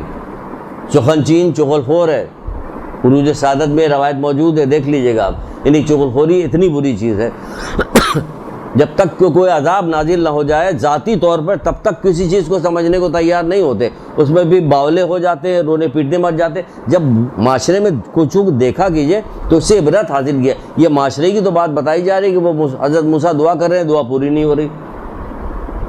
یہ معاشرے کی بات بتائی جا رہی ہے۔ روکیے ٹوکیے لوگوں کو، کم سے کم اپنی ذات کو تو روکیے۔ کہا نہیں ہے کہ یہ جو سب سے پہلی کیا چیز عطا کرے گا پروردگار، کیا نہیں، اس کو حکمت دوں گا، اور حکمت میں کیا چیز ہوگی کہ اس کو جو چیز نہیں دیکھتا ہوگا، یعنی اپنے عیب اسے خود نظر آنے لگے۔ تو جب آپ اپنے عیب کی طرف متوجہ ہو جائیے تو سمجھ جائیے کہ پروردگار نے آپ کو حکمت عطا کی کہ آپ اپنے عیب کی طرف متوجہ ہو گئے۔ تو یہ ساری چیزیں پھر یہ تو ہو گئی، یہ کامن چیزیں ہو گئی، مردوں کو یہ دیکھا وہ دیکھا۔ اب ذرا آپ کبھی ٹیپ چلا دیں، ہے نا، معراج میں عورتوں پہ جو عذاب دیا جا رہا تھا وہ بھی ہے۔ وہ کیا عذاب دیا جا رہا تھا؟ ایک عورت کے دیکھا کہ اس کے سر کے بال سے پکڑ کے اسے جہنم میں لٹکایا گیا۔ یہ وہ عورت ہے، اور اس کا مغز جو ہے وہ پگھل کے گرمی کی شدت سے پگھل کے گر رہا تھا۔ پوچھا گیا یہ کون عورت ہے جو بال سے، کہہ رہی اپنے بال کو نامحرموں سے نہیں چھپاتی تھی۔ لاکھوں کروڑوں روپے شیمپو کے اشتہار میں لگ رہے ہیں، بال کٹنا۔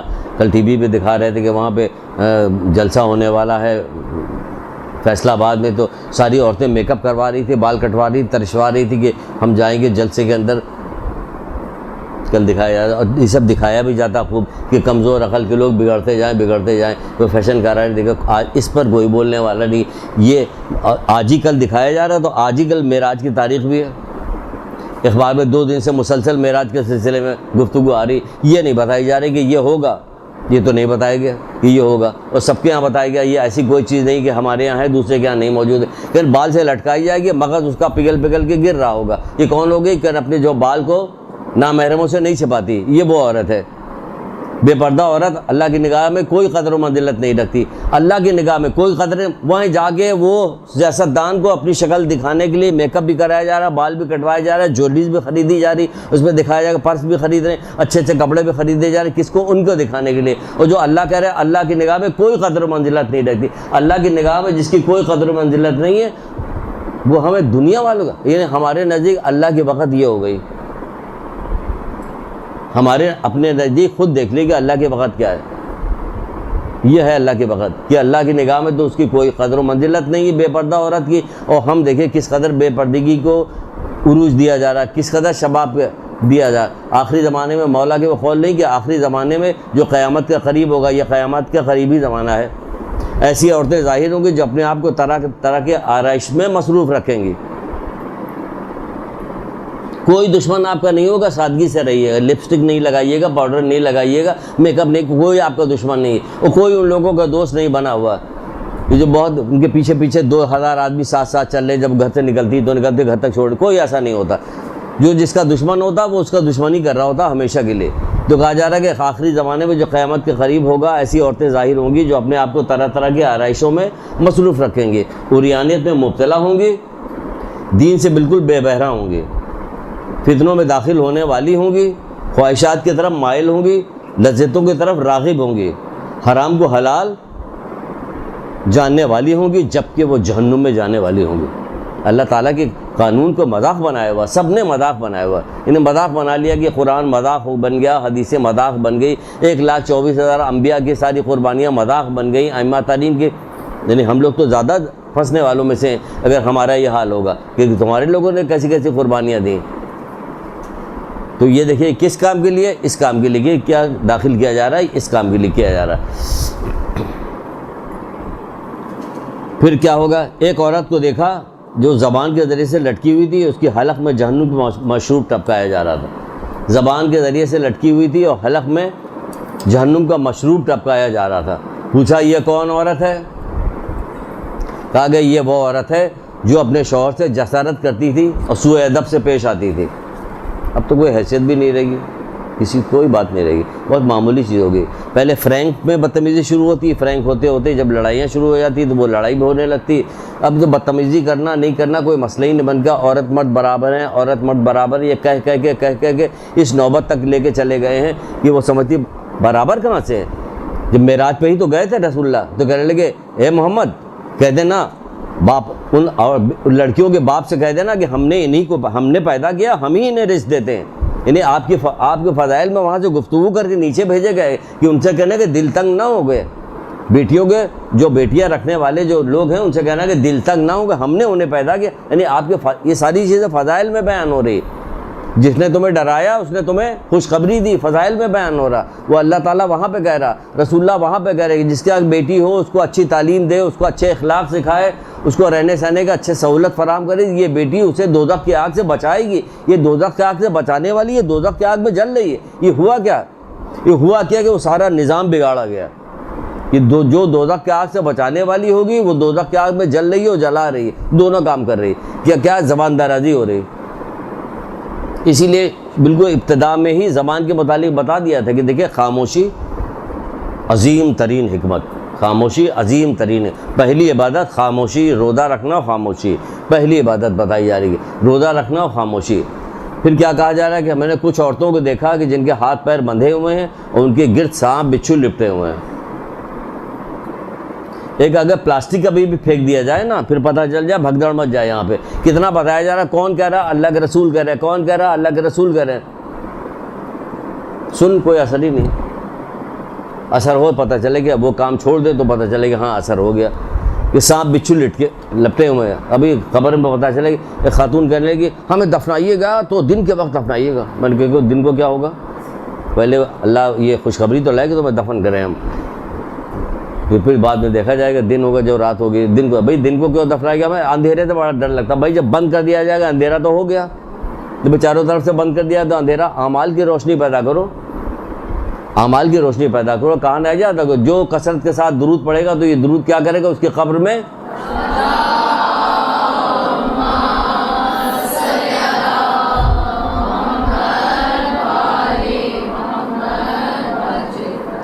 تو کیا کہا جا رہا ہے کہ یہ کہا جا رہا ہے کہ وہ بغیر اجازت کے شوہر سے بغیر اس کے ساتھ بچو. یہ کون ہوتا ہے جو شوہر کی اجازت کے بغیر گھر سے باہر نکلتی تھی،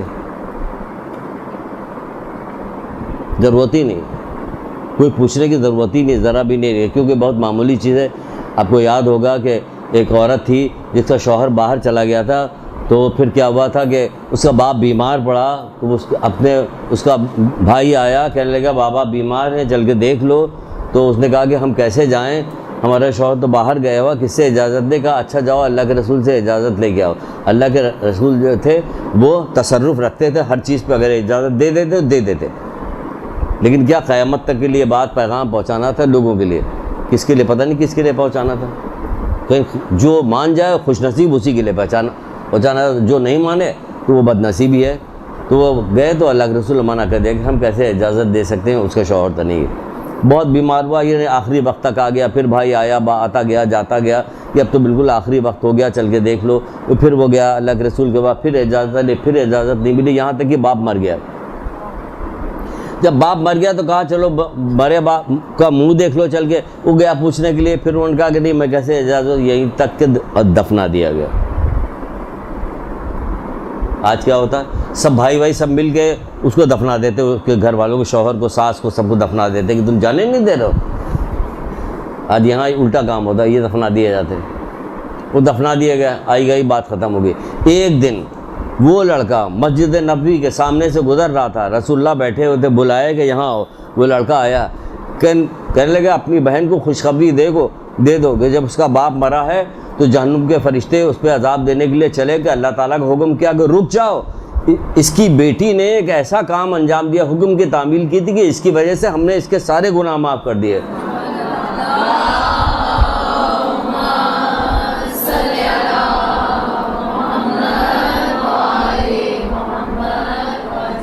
مجھ پر بھروسہ کرنے سے افضل، میری تقسیم پہ راضی رہنے سے افضل کوئی عمل نہیں. کہاں بھروسہ ہے پروردگار کی ذات پہ؟ کوئی سنائی تو جا رہی باتیں، کہاں بھروسہ ہوتا؟ بھروسہ ہوتا تو پھر عمل بھی کرتے.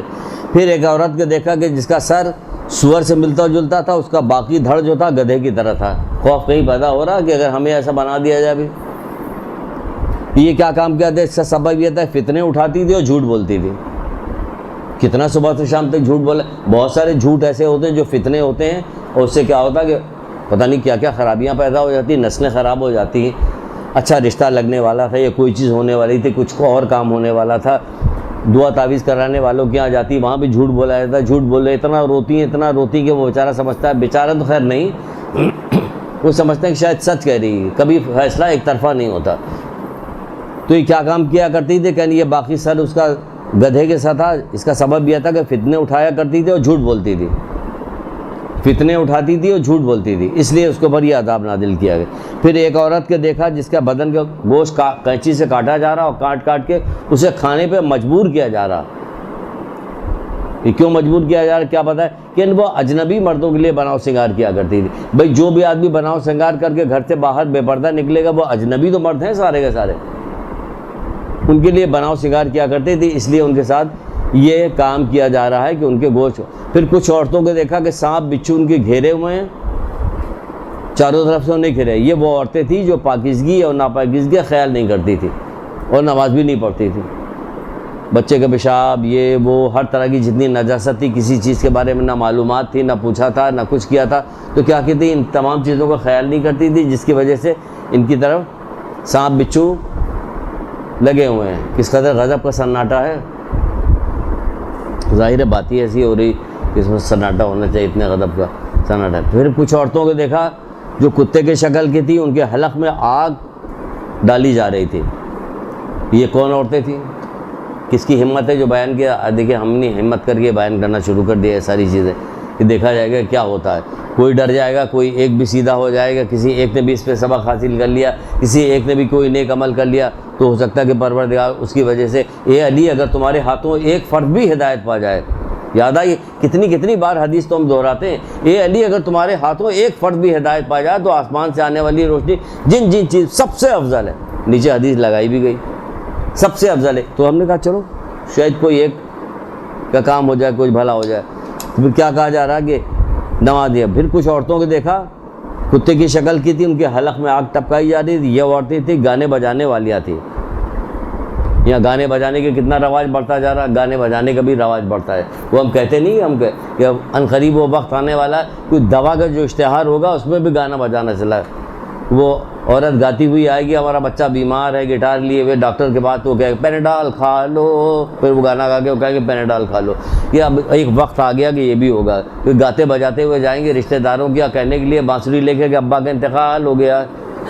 اتنا پاگل پنا ہو گیا گانا بجانا میوزک. تو آخری زمانے میں ہم جب چھوٹے چھوٹے سے تب بھی کہا جاتا تھا کہ آخری زمانے میں جب دجال آئے گا تو اس کے کام یہی ہوگا, روٹی سے, بے پردگی سے اور گانے بجانے سے وہ کیا کرے گا, لوگوں کو بہکائے گا. آج دیکھیے کہ بے پردگی, گانا بجانا اور کھانے کی طرف, یعنی کھانے کی طرف رکھا جائے گا. ہماری والدہ تو ہمارے بچپن کہتی تھی, ہم لوگ چھوٹے چھوٹے تھے, کہ بھائی ایک وقت آنے والا ہے جو در و دیوار سے گانے کی آواز بلند ہوگی. تو ہم لوگ جا کے دیوار کو کان لگاتے تھے کہ ہمیں تو کچھ نہیں سنائی ہے, پتہ نہیں اماں کیا کہہ رہی, وہ کیا کہہ رہی تھی کیا نہیں کہہ رہی تھی, وہ سنتے تھے کان میں. آج در و دیوار سے گانے کی آواز آتی کہ نہیں آتی؟ ہر جگہ گانا, ہر جگہ موبائل. اب تو سب کچھ ہاتھ پہ آ گیا.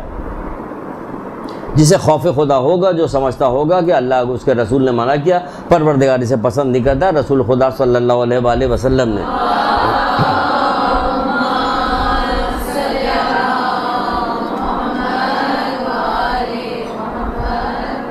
کتنی گانے بجانے کی حدیثیں آپ کو کتنی بات سنائی گئی. کہتے ہیں کہ مجھے پروردگار نے رحمت للعالمین. اچھا مزے کی تو بات یہ ہے کہ آپ ہر فرقے کی کتابیں اگر آپ ڈھونڈ کے گانے کے نکالیے تو ہر فرقے کی کتابوں میں ہر جگہ سب میں گانے بجانے کی شدید مذمت لکھی ہوئی ہے, سب نے ایک ساتھ لکھا ہوا. اس کے باوجود اتنا شدید رواج ہے کہ کوئی حد اور انتہا نہیں. کتنا رواج ہو گیا گانے بجانے, کچھ نہیں. آئیے میرے ساتھ ڈانس کیجیے, آئیے میرے ساتھ ناچیے, موبائل کے اندر یہ ہوگا گانا گائیے. گانے کا جو پروگرام کیا جا رہا تھا, مختلف چینلز کرتے ہیں, اس میں سارے پاکستان سے لوگ جمع کیے گئے تھے, وہ گانا گا رہے ہیں. یہ سب کیا ہو رہا؟ بڑے بڑے اشتہار ہیں, جتنے کھانے پینے کی اور ڈرنکس کی جتنی جو مشروبات ہیں, سب جو اشتہارات دیتے ہیں وہ انہی تمام چیزوں کو دیتے ہیں, گانے والوں بجانے والوں. یعنی آپ دیکھیے کہ کتنا عروج پا رہے ہیں یہ لوگ. آخری زمانے میں ان کا عروج کہاں پہ ہے, یہ کہاں پہ جا رہے ہیں؟ کون؟ گناہ گار لوگ. جتنے گناہ کرنے والے لوگ ہیں سب جو ہے آسمان سے باتیں کر رہے ہیں سب. تو بھلا جائے یہ آخری زمانہ کسی وقت بھی ظہور ہو جائے گا, پھر سمجھ لیجیے گا گنجائش نہیں رہے گی توبہ کرنے کی. اور کس منہ سے دکھائیے گا, کیا منہ کیا دکھائیے گا, کیا دکھائیے گا ان کا منہ؟ کیونکہ ہم صرف نعرے لگاتے, درود پڑھ لیتے تو بس کافی ہو جاتا. تو کسی چیز کا کوئی اثر بھی ہوتا تھا؟ کہ مجھے رحمت اللہ علیہ مجھے حکم دیا کہ بس ساز و بازوں کو مٹا دوں سب جگہ, سب کتابوں میں. آخری زمانے میں 3 بڑے فتنے ہوں گے, جس میں سب سے بڑا فتنہ ہوگا راگ اور راگنی, یعنی گانا بجانا. پوری کتاب ہے, آپ وہ کتاب اٹھا کے دیکھیے, آیت اللہ دست غیب کی گناہ کبیرہ, تیسری یا چوتھی جلد کے اندر یا دوسری اور تیسری جلد کے اندر صرف گانے کے متعلق ساری چیزیں دی، گانے کی ساری حدیثیں دی ہوئی. مختلف جگہ پہ اور بھی ہے گانے کے خلاف حدیث ہے. یہ گانے کے خلاف کی کتنی ہے. پھر کہا کہ ایک عورت نے دیکھا کہ جس کا چہرہ جل رہا تھا، بدن اور چہرہ اس کا جل رہا تھا، وہ اتڑیوں کو کھا رہی تھی. بدن اور چہرہ جل رہا تھا، وہ اپنی اتڑیوں کو کھا رہی. پوچھا یہ کون ہے؟ کہا یہ کٹنی ہے. ہمارے کل مہمان آئے تو ہم نے پوچھا کہ بھائی یہ کٹنی کے کیا معنی ہوتے ہیں؟ کٹنی سے کیا مطلب ہے؟ کہ اگر کہا جائے کہا گیا کہ یہ کٹنی ہے، تو آپ بتائیے کہ کٹنی کے کیا مطلب ہے. کہنے لگے کہ یہ ورغلانے والی عورت ہے، لوگوں کو بہکانے والی، لڑائی جھگڑا کرانے والی، ورغلانے والی اس قسم کی جو عورت ہے اسے کٹنی کہتی ہے. ادھر کی بات ادھر کہہ کے ورغلایا، ایک دوسرے کو بھڑکانے والے، یہی تو مطلب ہوتا ہے نا. کہ بھائی کٹنی تو عورتوں کو کہا جاتا ہے نا، کٹنا بھی کہا جاتا ہے. بعض ٹی وی پہ جو ٹاک شوز ہوتے ہیں اس میں بہت سارے جو اینکرز ہیں ان کا نام رکھا گیا تھا کہ یہ کٹنا ہے.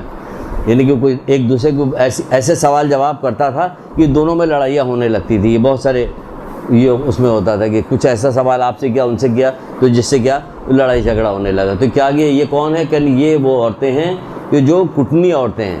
یہ کیا کام کرتی ہیں؟ لوگوں میں لڑائیاں کرواتی ہیں. تو اس طرح کی بہت ساری چیزیں جو دیکھنے کے بعد نتیجہ یہ نکلتا ہے. کیا نتیجہ نکلتا ہے؟ نتیجہ یہ نکلتا ہے کہ ہمیں ان تمام چیزوں پہ غور کرنا چاہیے کہ ہمیں کیا کرنا ہے کیا نہیں کرنا ہے، دیکھنا چاہیے. پھر اس کے علاوہ بھی اگر آپ دیکھیے گا تو یہ تو وہ چہرے ہیں جو ہمیں دکھائے گئے رسول اللہ کو کہ دکھائے گئے، لیکن جب اصل قیامت برپا ہوگی پھر جو بتائی گئی کہ پوری لسٹ وہ بھی گنائی گئی ہے الگ سے کہ جب اصل قیامت برپا ہوگی تو لوگ کیسے آئیں گے. ایسا نہیں کہ یہ شکلیں جو دکھائی گئی، یہ باتیں جو دکھائی گئی سب ایسے ہی ہے، ایسے نہیں ہے. جب قیامت برپا ہوگی تو لوگوں کے اصل شکل میں نہیں آئیں گے. وہ جیسے دنیا میں جو حرکتیں کر رہے تھے اس والی شکل میں آئیں گے وہاں پہ، جیسی آپ کی ہوگی. یہاں تو کتنی خوبصورت بنتی رہی ہے، کچھ بھی نہیں ہوگا. لیکن کیا ہوگا جب اصل قیامت برپا ہوگی؟ مغرور لوگ، کتنی دفعہ آپ نے سنی ہوگی، ہم بھی آپ کے درس سنتے رہتے ہیں نیچے بیٹھ کے جو دوسرے علماء دیتے، کہ چونٹی کے شکل میں آئیں گے لوگ، ان کو رونتے ہوئے قیامت کے میدان میں ان کو جائیں گے. یہ کون لگتے ہیں؟ غرور کرنے والے لوگ. یہ لوگ غرور کیا کرتے تھے. کتنے لوگ ہوں گے جو اپنی قبروں سے اٹھائے جائیں گے کہ ان کے چہرے سور و بندروں کی طرح مست ہو چکے ہوں گے. کتنے لوگ ہوں گے جن کے آگ کی قینچی سے ان کے ہونٹ کاٹے جا رہے ہوں گے. یہ ساری چیزیں کتابوں میں درج ہے. کتاب خریدیے، پڑھیے. ہر چیز تو یہاں نہیں بتائی جا سکتی نا. کتاب خریدیے، اس کا شوق رکھیے، پڑھیے. اس لیے پڑھیے کہ ہمیں آگے جانا ہے اور کام کرنا ہے. تو جب تک ہم اپنی اصلاح نہیں ہوگی، ہمیں خبر زندہ ہیں غنیمت جانیے. جب تک سانس چل رہی زندہ ہے نا، خدا کا شکر بھیجیے. اور خدا کا شکر بھیجیے تو کیا کام کیجیے؟ اصلاح کیجیے تاکہ آخرت میں فلاح پا سکیں. بخشتے تو جائیں گے کہ محمد سے محبت کرتے ہیں تو ہم بخشتے تو جائیں گے. بھائی بخشے جائیں گے کتنے ہزار سال کے بعد. جب ایک بندہ سے حساب دیا گیا کہ حساب دو تو کہنے لگا کس بات کے حساب؟ ہمارے پاس تھا کیا جو حساب دے؟ تو ہر جگہ سے وہ آرام کے ساتھ گزرتا ہوا نیکوکار تھا، جنت میں سیدھے چلا گیا. اس کے ساتھ ہی میدان قیامت میں ایک شخص کھڑا ہوا تھا اس کے ساتھ. وہ 500 سال کے بعد آئے. اب کہاں کا 500 سال بعد پتہ نہیں، کیونکہ قیامت کا ایک دن 50,000 سال کا ہے. وہ 500 سال کے بعد وہاں پہنچا تو دوسرا شخص جو تھا اس نے آ کے پوچھنے لگا، دریافت کرنے لگا، تم اتنے سال تک میدان قیامت میں کر کیا رہے تھے؟ آپ سوچیں کہ میدان قیامت میں جہاں کیسی دھوپ ہوگی، کیسی پریشانی ہوتی، کیسی ہولناکیاں ہوں گی کہ ابھی ہم جانے والے ہیں، میزان پہ جانے والے ہیں، ابھی ہمیں پل صراط سے گزرنا ہے، ابھی طرح طرح میزان کی کتنی چوکیاں سب سے ہمیں جانا ہے. تو سب کتنی ہولناکیاں ہوگی. تو وہ 5 سال تک میدان قیامت میں کھڑے رہے تو کتنی ہولناکیاں تھی. کہ کیا کریں، ہم بہت پیسے والے آدمی تھے تو ہمارا حساب ہو رہا تھا. حساب ہوتے ہوتے یہاں تک کہ 500 سال گزر گئے. تو بھائی اپنا حساب کرتے کرتے کتنے 100 سال گزر جائیں گے. اس کے لیے ہمیں ایسے اعمال انجام دینے چاہیے. سننے سنانا اسی لیے کہ ہمیں ایسے اعمال انجام دینا چاہیے کہ جس سے کہ ہماری عاقبت بخیر ہو جائے. ایک درود پڑھیے محمد آل محمد.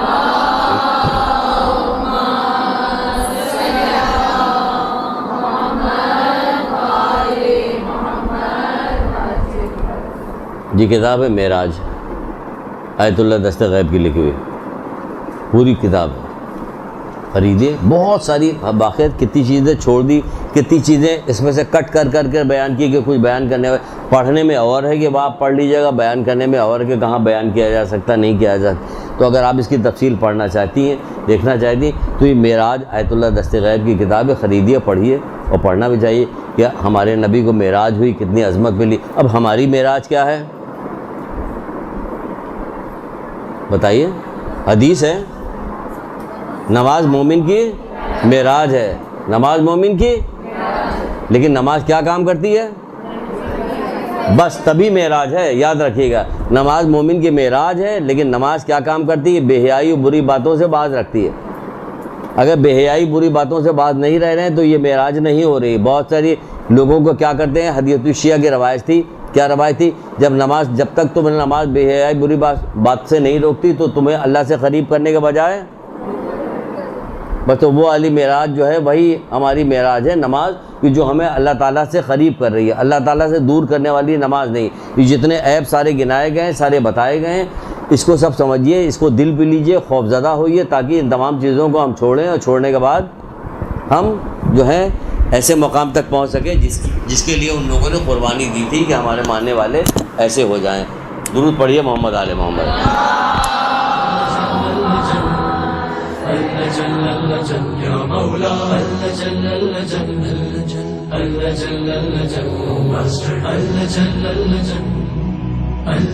يا صاحب الزمان